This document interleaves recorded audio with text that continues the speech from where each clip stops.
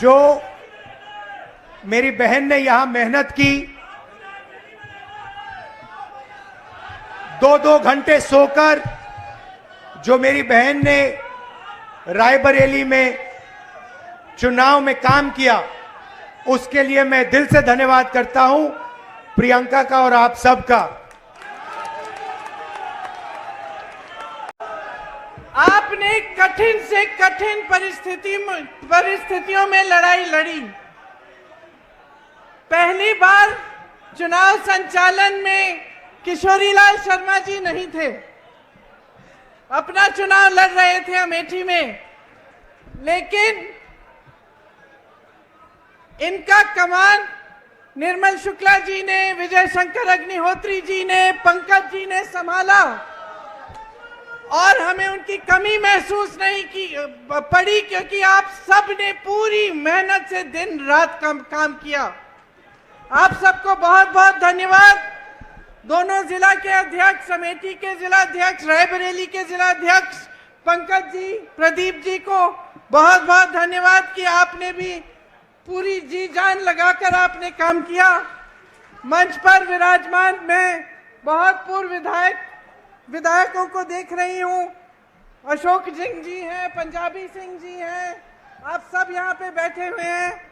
सबका नाम नहीं ले रही हूं, लेकिन सबके लिए मैं बहुत बहुत शुक्रिया अदा करती हूं। आप सबकी तरफ से, मेरी तरफ से इस चुनाव में सबने पूरी भागीदारी दिखाई और सब दौड़े, सबने काम किया।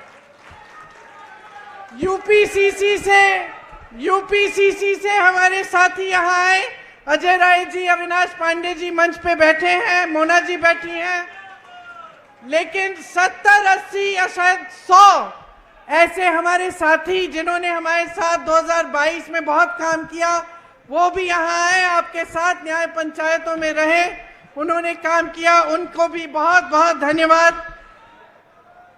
आखिर में, लेकिन कम नहीं, मेरे समाजवादी पार्टी के सभी साथी जो मंच पर विराजमान हैं और सभी कार्यकर्तागण जिन्होंने एकजुटता दिखाकर आपके साथ कंधे से कंधा मिलाकर ये चुनाव लड़ा, तो हमने यहाँ एक सेना बनाई और इस सेना के तहत आपकी मजबूती से दोनों रायबरेली और अमेठी हम जीते।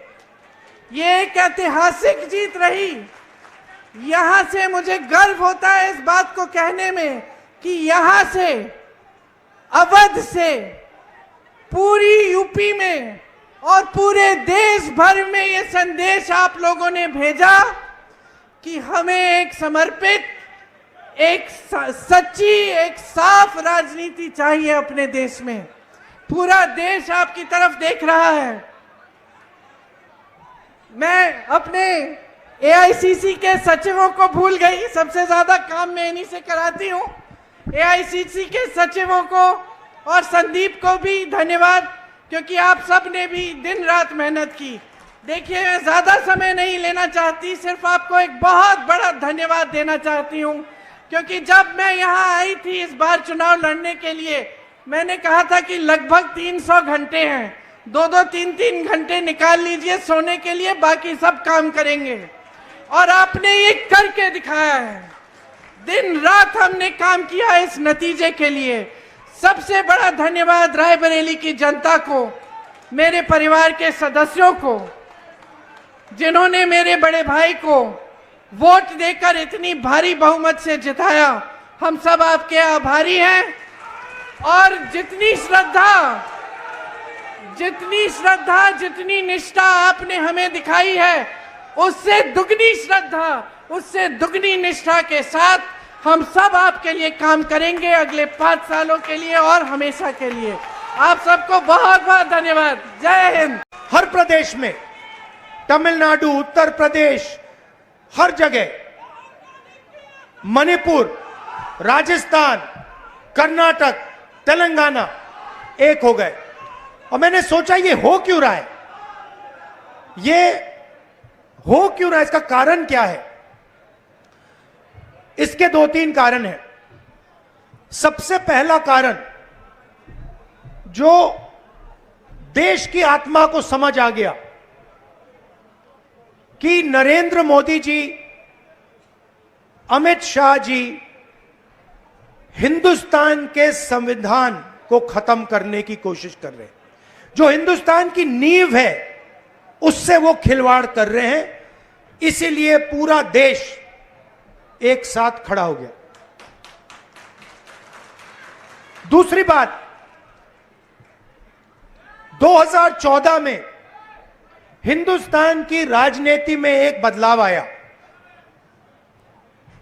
पहली बार हमने देखा कि प्रधानमंत्री खुलकर हिंसा और नफरत की राजनीति कर रहे थे,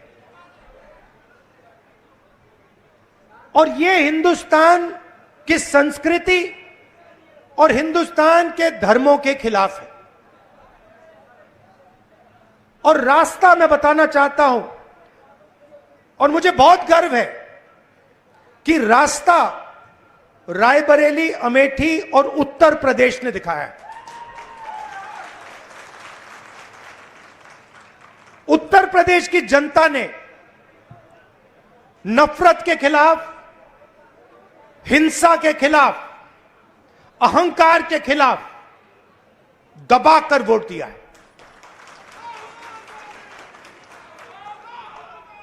2014 में राजनीति एक और तरह बदली। पहली बार हमने देखा कि राजनीति 20-25 लोगों के लिए की जा रही है। जनता के बीच में नफरत फैलाते हैं और फिर पूरा का पूरा फायदा 2-3 अरबपतियों को पकड़ा देते हैं। तो वोट किसान ने दिया, मजदूर ने दिया, बेरोजगार युवा ने दिया, माताओं बहनों ने दिया, सबने मिलकर इस राजनीति के खिलाफ वोट दिया है। आने वाले समय में मैं चाहता हूं कि जो सच्चे मुद्दे हैं देश के सामने, बेरोजगारी का मुद्दा, महंगाई का मुद्दा, किसानों का मुद्दा, मजदूरों का मुद्दा, ये मुद्दे उठाए जाएं और गरीबों की मदद करने की पॉलिटिक्स हो, राजनीति हो। अग्निवीर, अब भैया मैं आपको बता रहा हूं, अब हमारे पास पार्लियामेंट हाउस में सेना बैठी हुई है। सेना बैठी हुई है। इस बार हमारी पूरी कोशिश होगी, ऑपोजिशन में बैठे हैं मगर अग्निवीर को ऑपोजिशन में रद्द करने की कोशिश करेंगे। तो आपने हमें इतनी शक्ति दी, और ये सिर्फ आपने राजनीतिक डिसीजन नहीं लिया है, ये आपने जो वोट दिया है और रायबरेली के हर एक व्यक्ति ने जो दिया है, ये राजनीतिक डिसीजन नहीं था, ये मोहब्बत का डिसीजन था, और इस बात को मैं जिंदगी भर नहीं भूलने वाला हूं। अमेठी की जनता से भी कहना चाहता हूं, मैं रायबरेली का सांसद हूं, मगर जो मैंने आपसे कहा था, जो भी रायबरेली में होगा वो अमेठी में भी होगा। और सिर्फ अयोध्या में नहीं भाइयों और बहनों, सिर्फ अयोध्या में नहीं, वाराणसी में जान बचा के निकले हैं प्रधानमंत्री। और मैं आपको कहता हूं और बहन से कह रहा हूं, अगर ये लड़ जाती वाराणसी में, अगर ये लड़ गई होती, तो आज हिंदुस्तान के प्रधानमंत्री 2-3 लाख वोटों से वाराणसी का चुनाव हार जाते। मैं ये बात अहंकार से नहीं कह रहा हूं, मैं ये इसलिए कह रहा हूं क्योंकि हिंदुस्तान के प्रधानमंत्री को हिंदुस्तान की जनता ने मैसेज दिया है, ये आपकी जो राजनीति है हमें अच्छी नहीं लगी, हम इसके खिलाफ हैं, हम नफरत के खिलाफ हैं, हम हिंसा के खिलाफ हैं, हम मोहब्बत का देश चाहते हैं, हम प्रगति चाहते हैं, हम बेरोजगारी के खिलाफ हैं। आपने 10 साल इस देश में बेरोजगारी फैलाई, नफरत फैलाई, हिंसा फैलाई और हिंदुस्तान की जनता ने हिंदुस्तान के प्रधानमंत्री को जवाब दिया है। अब देखिए, अब यह भी मत सोचिए कि काम खत्म हो गया है। यह अभी काम शुरू हुआ है, यह शुरुआत है।